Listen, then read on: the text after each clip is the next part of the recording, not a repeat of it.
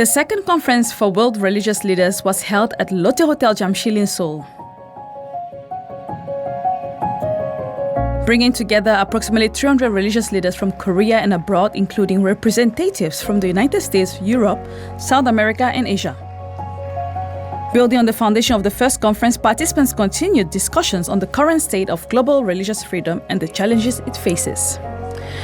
The opening ceremony featured an interreligious joint prayer with leaders from 9 major faiths, including Christianity, Buddhism, Islam, and Hinduism. Tash Hamad, chairman of UPF International, remarked, "Believers around the world are suffering under violence and discrimination," and expressed his hope that the conference will become a beacon for safeguarding religious freedom. And yet, in every corner of the world, this sacred right is under siege. From brutal violence against vulnerable believers to the quiet chains of discriminations and fear, millions cry out in pain. For when sacred values are attacked, when truth itself is threatened, we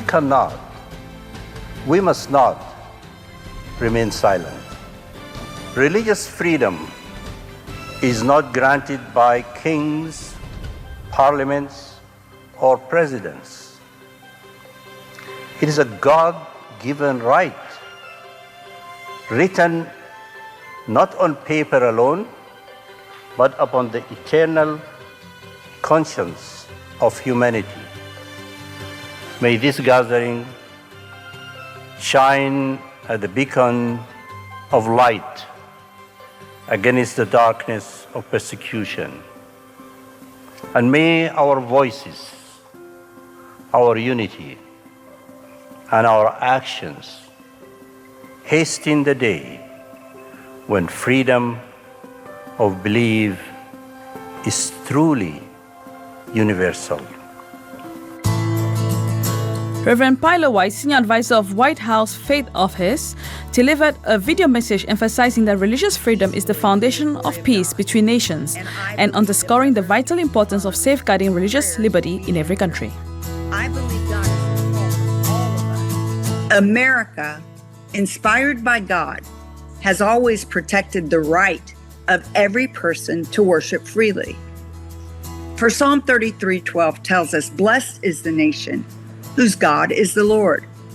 On this foundation, America has welcomed all faiths and strongly protects their right to believe and practice their faith. America calls on all nations to uphold religious freedom for all, especially our friends and close allies, like Japan and South Korea.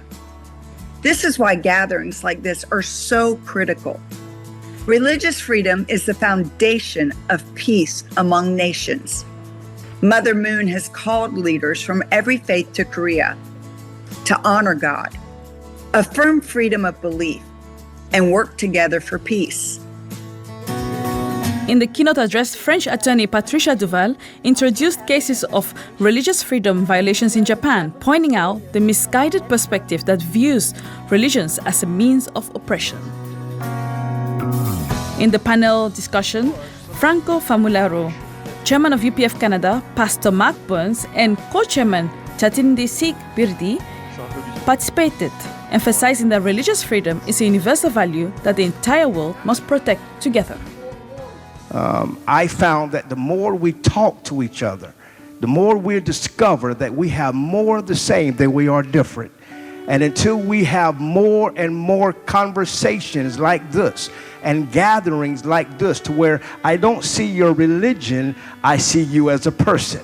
I see the man. When you have that mentality, and again, I want to give my heart and blessings to Mother Moon and all of you that are putting together, Dr. Hamas and Dr. Jenkins, and all of you that are Dr. Zachary, all of you who put this together from around the world, that these gatherings are so important that we continue to have them bigger and larger and more than ever, so that I can look at my brother who wears a turban, and I see not the religion, but I see this man that breathes the same air, that cries over the same tears, that have the same headaches, that desires for his children and grandchildren to grow up in a free and safe society.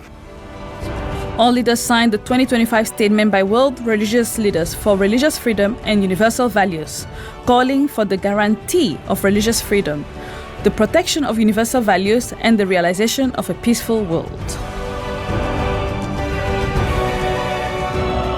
Through this conference, participants once again confirmed the necessity of international solidarity and cooperation to respect religious diversity and protect freedom of belief.